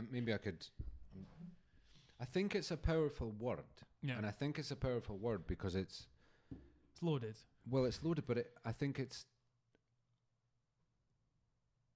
powerful to know that it exists inside of you. All right. I've just finished reading Ordinary Men.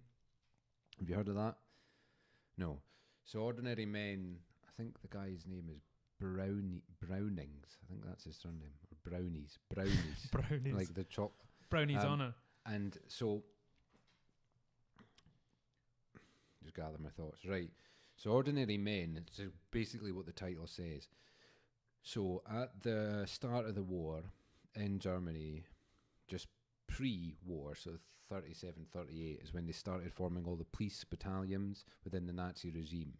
So there was like the SS, and they had what was called the police battalions, like 101, 102. And essentially what you would get was a system of hierarchy in education. So your SS policemen and officers, they would tend to be coming from a more educated background. They would also have had the influence of things like the Nazi youth. Yeah. So they'd have been brainwashed, essentially, and they would have been told. Your other police battalions would have been made up of men too old to fight, and wouldn't have had any influence from things like the Nazi youth. They wouldn't have had any tainted image towards the Jews, for example, or anything like that, and were ordinary men, plumbers. You know, sort of more your working class types of guy. And it's a really well documented bit of history, but it's a fascinating journey into the psychology of choice, where you, like you just said, you know, are we the bad guys? But from how do you go from being someone who's never hurt another human being or never had, you know, even distaste towards another race or whatever, to someone who's willingly putting a bullet in the back of someone's head on command? And this book documents the whole journey. Well, there's steps, I guess. The whole choice, you know. And the book starts sort of introducing you to the individual men and their captain, and then the captain's given his orders. He doesn't know what those orders are going to be. They're in Poland at this time. The Nazi army is just trampled through the place, and the guy's like, yeah, so the captain stood in front of us, and we can see that looks like he's been crying. Yeah. And he basically says, right, guys, okay, so what we're going to do is we're going to march into this town. Yeah. We're going to capture all women and children, men and elderly, and then we're going to take them into the woods and we're going to kill them. Step forward if you don't want to be involved. And so it takes you through that process from an individual point of view. First off, you're like, what? What did you... I'm trying to process what you just said to me, and you're looking around. Is anyone else stepping forward? And he doesn't seem to be stepping forward. Like maybe one person steps forward and he gets sort of berated by the captain. And then before you know it, you and your mates are on the woods. But none of you have done this before. Yeah. And the whole book is like that, you know. And what's it called? It's called Ordinary Men. Okay. But it's a journey of how a lot of them, they suffered from what it was that they were forced into do, but how other even Hitler, you know, how did you go from someone who was really popular, 1939 was Times Magazine Man of the Year, to someone who was the face of evil? You know, if someone's evil, they're evil. It doesn't seem to be the case. You know, then it either has to be ultimately all encompassing. I can't say it. Encompassing. Evil, or it. There must be degrees to which you can get to that point. I mean, I think it's valid for me. Like a book like that is that I can't read that book and say to myself, "Well, I did a step forward." Yeah. I did this. No, there's no way I would have done that. And what's the host of factors behind that? You're probably patriotic and nationalistic. You're from Germany. You love Germany. It's one of the best places you probably have grown up in, and that's all you know. So you're going to fight for the country that you think is right. You're not going to just give up arms and move to America and fight for them. No, and you're being told that these people could be a danger and are bombing your family and friends and all these things. But that's why I hate patriotism and nationalism, because it's divisive. And it's used in situations like that to fucking force people to do bad things like that. I think for me, it's a powerful exercise in just knowing that there's that capability inside of you. There's there's the evil. There's an evil that is in, you know, you look at things like the Aztecs. What was that? What was it, like 140,000 people or something, or more, that they killed in 4 days, and they're ripping their hearts out? You know, what is that? That's kind of demonic. Is that evil? Well, I think, you know, to take away the context of the word, or the, you know, how it's loaded or what it's related to, maybe we're thinking too much, but I don't know. I think there's a potential. You've seen it in history where there's something I always sort of reference. I can't remember it's either an essay or a book. It's the banality of evil. If you have a chance to read it, it's brilliant, and it basically goes through this sort of process in which banality of evil. The banality of evil. Okay. I think, who was it by? Hannah Arendt, of the normalization of human wickedness and our effective antidote to it. Okay. You should give it a read. Okay, I'll do that. And I'm reading a lot these days. Oh yeah, a lot. I don't read so much. I listen to audiobooks. It's just the way I can digest things more. Well, I know I do as well. I don't know what happened though. It was a couple of months back specifically. I remember waking up feeling like this strong desire to start just getting through the pile of books that I've got and have had for a while. Yeah. And I haven't stopped. So I read 4 books from the last time I was at work. That's crazy. 2 weeks. Yeah. It's good that you get that kind of chance to do it though, and pile through it. Well, yeah, it's part of my using my time more. Darren, I really have to go pee now. Oh, that's fine. I'll be back. It's now the distracting point.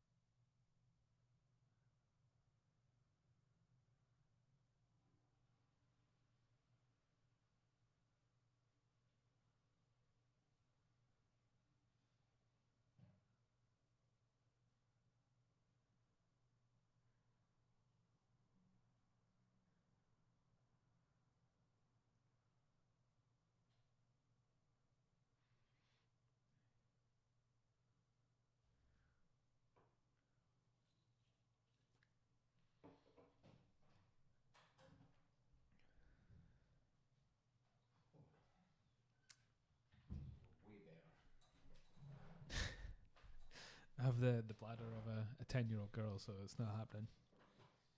I pee a lot. That's kind of unusual for me, actually. That's been something quite annoying in the last couple of months. Turning in with Dad, peeing constantly. Joe Rogan interviewed a lady, who just Use your won right pronouns. a Z. Had just won some crazy endurance race, like. Oh yeah, she's the ultra marathon runner. That was a brilliant podcast. It was fascinating. But she talked about a problem with having to pee all the time when she was running. Yeah. And she said it was salt. Okay. Or something. So she'd taken a little bit of salt in her water. Because I'm not kidding, it's actually ridiculous. I think if you don't have sodium in your sort of diet as much, you have to add it because it retains water. Right. It helps you to retain it. That's something you stop taking when you're cutting water for your last week before your fight. Oh, like you stop taking sodium and drinking excess amount of water, so then you flush out what you have in your system plus the water, Okay. And you don't take sodium because it retains it in your body somehow. So Right. yeah, you should. So you should have salt. So you should have salt. Yeah. So we are just doing it as part of the weight cutting process. Right. Okay. So yeah, you should have salt. I watched a little YouTube documentary about a fighter cutting weight. Oh my goodness, it's terrible. That looked horrendous. Especially at the levels in the UFC. I mean, some people do the same, like a professional cut in amateur bouts, and it's just crazy. It's like, I think you're going to kill yourself. 19 pounds or something he had to shift in like 2 days. Yeah. That doesn't seem like it's not a huge amount. No, that's totally achievable. I mean, in he relative didn't terms, do it, though. He passed out in the end, so he couldn't.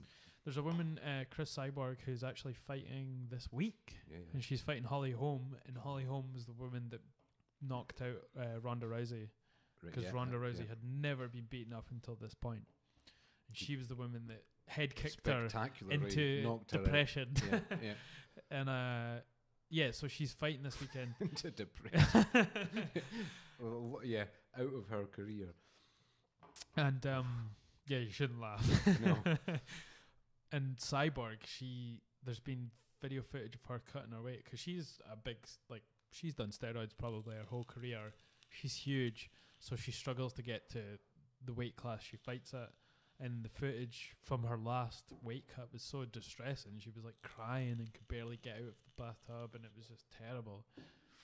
I mean, I sometimes go through periods of, and it's usually if I'm low, not now, and I start thinking about things like steroids, and TRT and HGH. Yeah, I've gone as far as made the phone call, like to meet the guy in the corner. HGH is like a midget. Yeah, call him.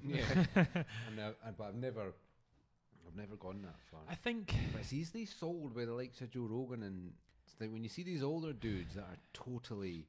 If you do it properly and you do the right amount, there's a reason they were medication at some point, and still are for some things.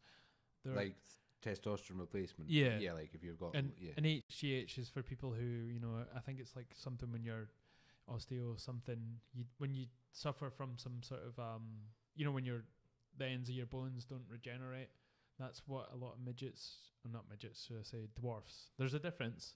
Is it? In dwarfs, don't know why I'm laughing. They take HGH to help the ends of their bones sort of regenerate, so they don't sort of go into decline. I think I could be butchering it, and it's all stuff that can help you, and it can sort of tide. If you just do the right amount, it can be abused like anything in life. If you're looking to be a steroid monkey, then that's what you'll be. But if you just take like a low dose, a consistent low dose, it's going to help you to sort of.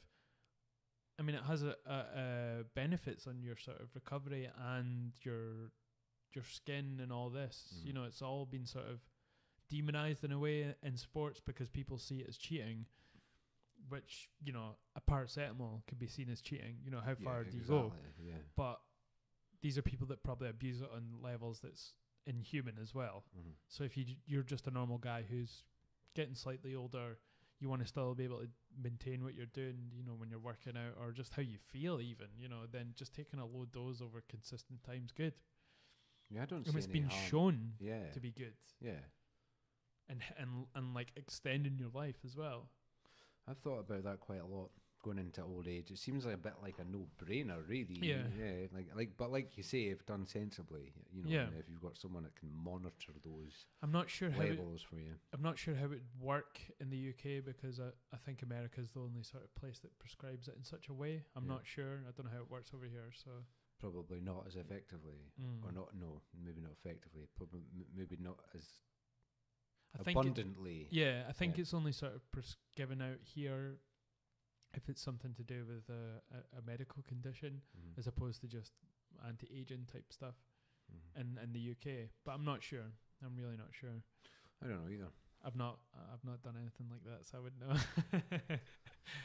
Can I change the subject? I was going to ask you something, but if you want to talk about something. No, ask me. I'm determined to get some of this out, but it's solidified. He's shaking his bottle, folks. He's not actually talking about his ass. I'm just trying out this psyllium husks. Psyllium husks. It's used in Indian cooking. Okay. But it's I think it's like that. It's the casing of like a grain or a wheat. All right. Okay. But it's really high in fiber, but it expands in your stomach. Right. So it pulls everything out. And I've been having a little stomach issue the last couple of weeks, and I tried this. It works. It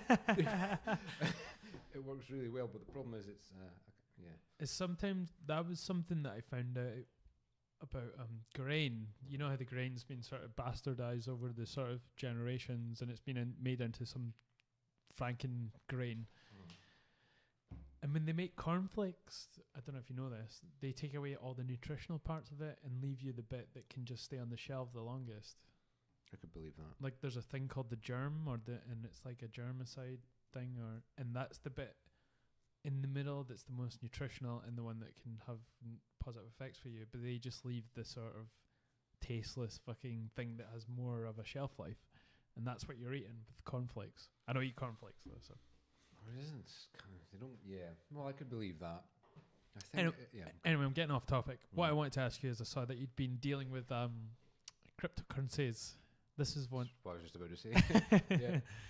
And it's been in the headlines a lot. It has been. Yeah, definitely. Well, I've been aware of them. Have you invested or? I have kind of sort of conflicting feelings about it. Yeah. Ooh. I mean,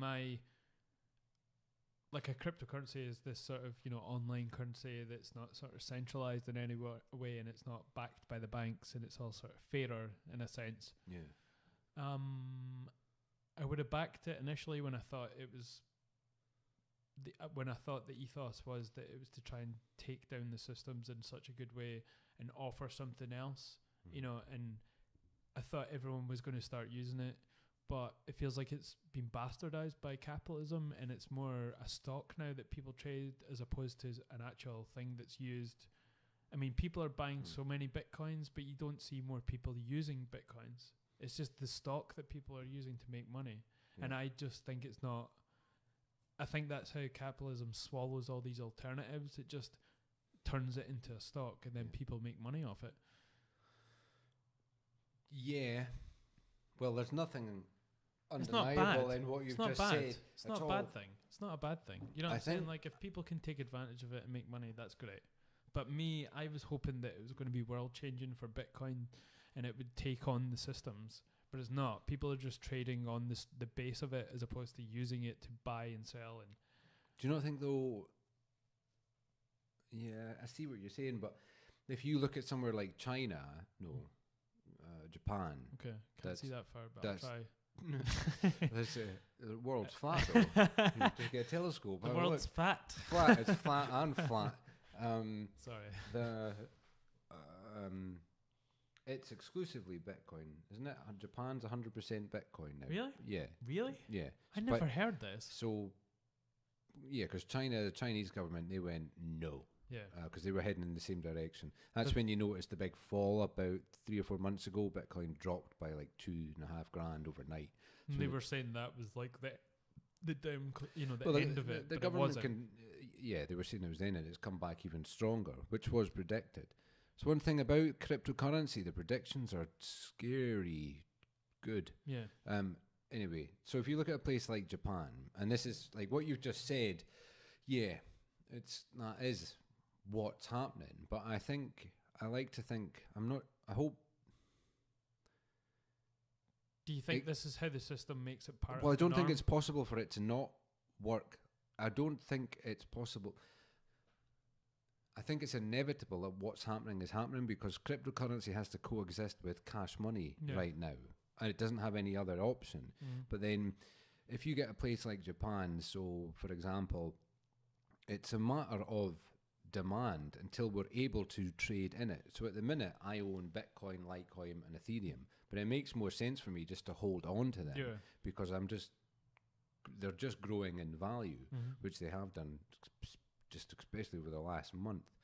And it doesn't make much sense for me to try and source out looking for places that will take my Bitcoin that I can buy because there's more value in the long game just now. But with places, I suppose, like Japan, when it gets sort of so abundant and corporations start using it, and then they say to another corporation, well, listen, we're going to buy X amount of this for 1,000 Bitcoins, and they say, well, no, we're not going to do that. And they, well, why not? Because they are, and you can get this. And then all of a sudden, then you get that. I don't know if it's a squashing of capitalism, but you're at least getting some dominance from the cryptocurrency. Whereas just now, what's happening is this sort of buying and selling, and it's turned into a stock. And I don't know. I think cryptocurrency comes down to faith in the human species. The downfall of it is going to be like these Ponzi schemes. But I thought it would be used to sort of destabilize like normal currency and stocks, and I thought that's where it would headed, as opposed to just being used as part of the capitalist. But don't you think it's just still in its infancy, or have you sort of lost all faith in it completely? I'm not sure. I don't. If I had seen a sort of uptick in the use of Bitcoin, maybe I would think there was an upside to it. But it seems like there's less people maybe using it now, and it's more just buying and selling on the base of their stock. Yeah, I suppose that's one way to look at it as well. I think I'm trying to ask myself, I like the ethics behind it. Like I like that. Yeah. I like how it. Me too. That's why I had hopes for it. And I'm just playing. I'm buying now with a couple of hopes. Well, if I hold on to what I've got, then I'm either going to have a value of cryptocurrency that I can use, or I'm going to be skint, or I'm going to have enough to sell and have some cash money. But there's a lot of scaremongering as well when it comes to people sort of releasing articles saying, if you're investing in this, then get out of it because it's going to cost you a lot of money. Yeah, it seems like people are just trying to attack it in any sort of way possible. I think that's inevitable as well. Yeah. I don't think there's any answers to any of this because it's never happened before. No. I think for now it just has to coexist, but I don't have a problem imagining it being part of the world. I don't see why it can't, as much as instead of squashing capitalism or getting rid of cash money, why it can't just coexist as well, like side by side, which is it's kind of doing just now. But I think cashlessness is like starting to become a big thing though. There's a lot of countries that are becoming cashless. Yeah, so they don't deal in cash at all. Right. Cash money, like physical money. Okay. I think I'll just Google so I'm not talking at my arse. But I think there was a few recently that went completely cashless. I bought into one of the Ponzi schemes, Bit Petite. A lot of people made a lot of money off Bit Petite. I think it was around for about 6 months. It's one of these high interest, I think essentially money laundering, but in cryptocurrency. There's all these weird things you can get away with in cryptocurrency because there's no laws that have been thrown on them yet. So they're saying that Sweden could be the first cashless country. A lot of the Nordic ones have sort of quelled the cashless, like the cash side of things of their economy. They're trying to go completely cashless. And use what in its place?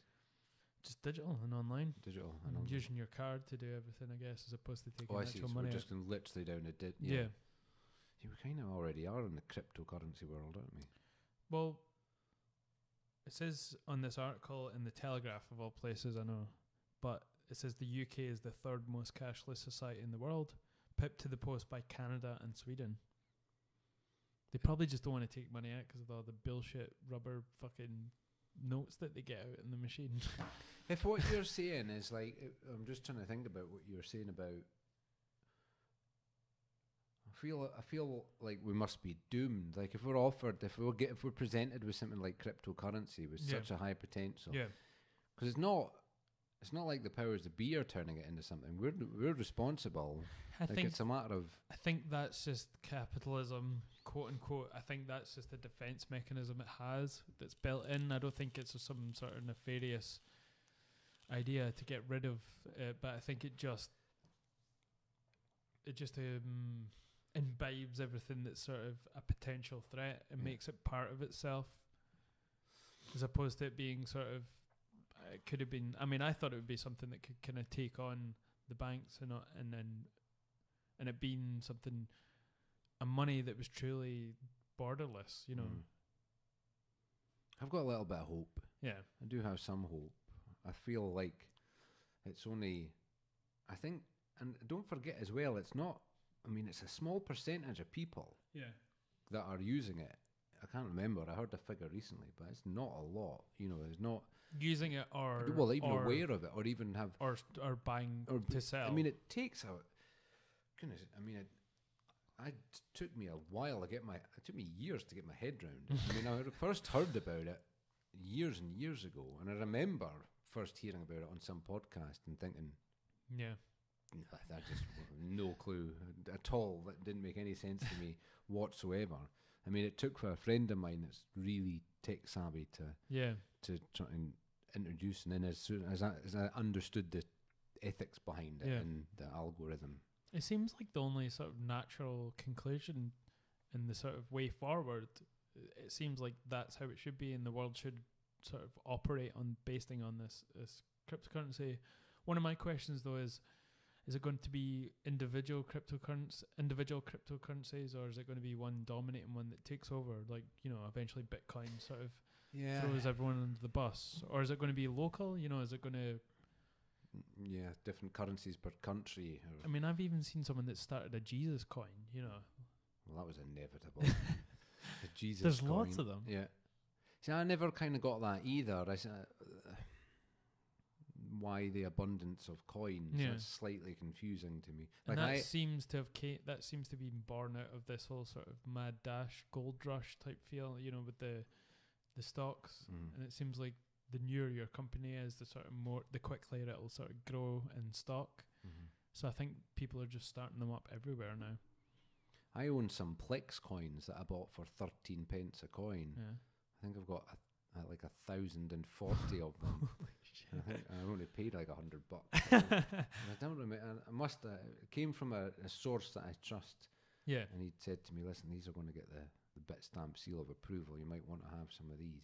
I mean, it's just the chance you take with these sorts of things. Well, are you making money off of? I'm doing all right. Yeah, I lost about $1,000 to that bit petite. But yeah, I mean, right now I've got 14 Litecoins, Bitcoins. I wish. What is Lite? What is Litecoin? What Lite? What Lite? No bad. So there's you're sort of three dominant coins. You've got Bitcoin, Ethereum, and Litecoin. And I guess the way that I'm looking at it is like gold, silver, and bronze. Right. Okay. Makes sense. And with regards to, I'm just going to say some words I don't actually know what they mean. Algorithms. The transaction speeds, they're slightly different as well with the securities. So you know how all the transactions are visible to the public with things like Bitcoin. Yeah. But then Ethereum coin, it kind of prints off like a ledger every transaction. So there adds a little bit more security into your. All right. Okay. Nothing's completely anonymous. Okay. I don't know what I'm talking about. I kind of do. But so yeah, I Litecoin has been a really steady coin. Like, Right. for it's my favorite coin, and the reason it's my favorite coin is over the last year, if you've watched Bitcoin and Ethereum, the two main ones just going up and down and up Yeah. and down. And if you're buying and selling, I guess really having to be on the ball with regards to when you're selling, which I haven't. Litecoin just stayed steady Right. at about between 28 and 33 pounds, just doing this, and just didn't seem to take any punches from anywhere. That's strange. Isn't Yeah, it? it was just seemed to be, and it's a fast transaction speed as well. Like if I was to send you a Litecoin now, you'd have it before I even had the confirmation email on my. I've seen that happen. Do you think that's sort of the arrogance of it, maybe, that it's so secure that it can just do that? You think that maybe its downfall? It's definitely I don't know about its downfall. I think when it comes to cryptocurrency, transaction speed's a big thing. Is that what you mean? I feel I got confused with it. I just Arrogance mean one of the things that the prominent thing that people talk about when it comes to cryptocurrencies is that it's severely secure, and just that sort of idea of before you've even had a confirmation email and it's arriving on my phone. Yeah. And that seems like something that, yeah, that's the great thing about it, but could also be the thing that's a security risk or something that could blast open these things. Like just in previous examples of things that have always been the strong point of a product end up being the thing that's sort of their weakness as well. Yeah, I guess I see what you're saying. I'm just like spitballing. I don't know. I don't have an answer to that. Yeah. All I do know is that I paid 28 quid for my little Litecoins, and there was I think they shopped to like 250 a couple of days ago. Holy shit. Yeah. So that'll What? do. Yeah. I think they went up to, I was watching them. I'd watched enough predictions. It appeared to be a sure thing. Litecoin was going to go into triple figures for 2018. Mm-hmm. They shot up to about 70 quid. Everyone panic bought, like, whoa, we need some of them. But it was also predicted, if you had your eye on the ball, they were going to come back down again to about 30. And I don't know how these people work out these predictions, but I'd watched enough of them. When it came back down again, I threw some cash at it, and I've just sat on them. Yeah. I own one Ethereum, and I own quarter of a Bitcoin. I was chasing a whole Bitcoin. I just keep getting further and further away from it. But how much is a whole Bitcoin? This morning it was I think it was 12,900. What? Yeah. Holy shit. When I started throwing money into it, I think they were about 3,900. Right.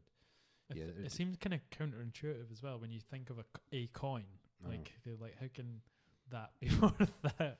I know. It's like and that's we choose the value of it. Yeah. The more that people are using it, the more it's going to. I guess once the last Bitcoin has been mined, that's when it'll start to even out, like an ounce of gold. So it is a finite so product. Yeah. So do you like that's the sort of that's the philosophy behind cryptocurrency, because you can, the issue with cash money is you can print it, right? And that's what the banks have been doing. Yeah. And there's nothing to back it up, but we just keep printing it, and it just turns into ones and zeros in your bank account. Yeah. With cryptocurrency, doesn't deal in inflation, does it? No, there's X amount that will ever be made. Right. And that amount is released at the launch of the coin. Okay. And when that amount's made, there won't be any more made at all. That will be all that's in circulation. Okay. So that'll determine the value of it, I and guess. Would that scarcity not put up the money and the price of it? Would that not drive up prices? Yeah, but then remember, you don't as well. I don't know. I don't know, but remember, you're not having to purchase one coin at all or anything. You can buy into this in points. It seems like inevitably it would drive up though with scarcity.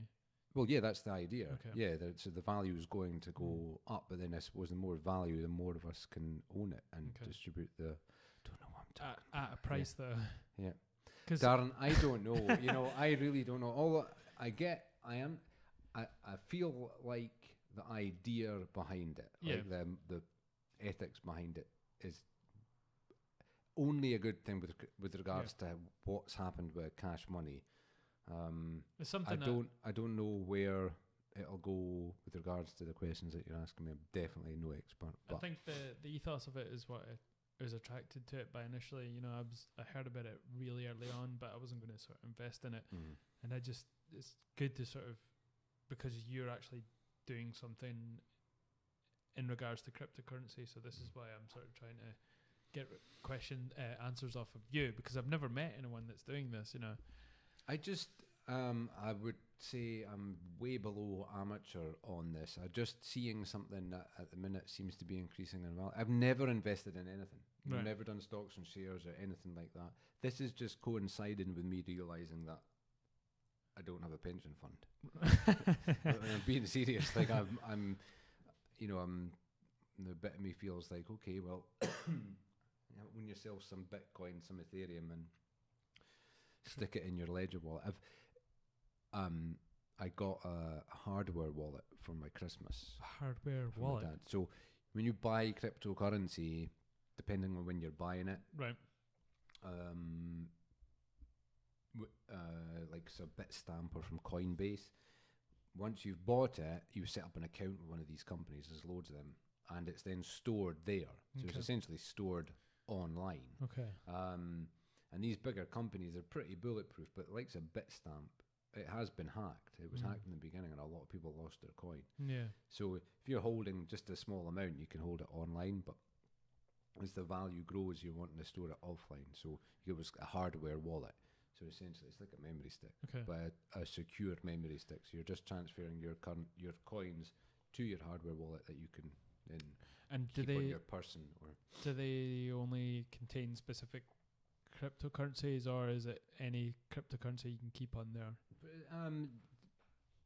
So if you've got all your three, can you store it on the one wallet? I can. I've got what's called a ledger wallet. So it's pretty much you get your ledger and your is it the Nano? I might have just made that up. Okay. So there's two, if you think of them like Apple and Samsung. Okay. They're sort of leading in the market right all right, now. okay. Depends how you like. I might, and they're secure.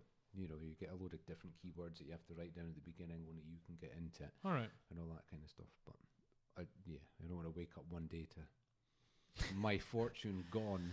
Well, if you do come into some money, just remember who had you on their podcast at one time. Well, I'll let you know. I think on that note, we're done, man. Okay, awesome. That's been 2 hours, so. That's it, really. Yeah. And obviously, where can people find you if they're listening to this, and they can check you on the social webs? I am still on Facebook. Okay. Nothing's changed there. Robert Garret. You won't find much there. I hardly visit Facebook ever anymore.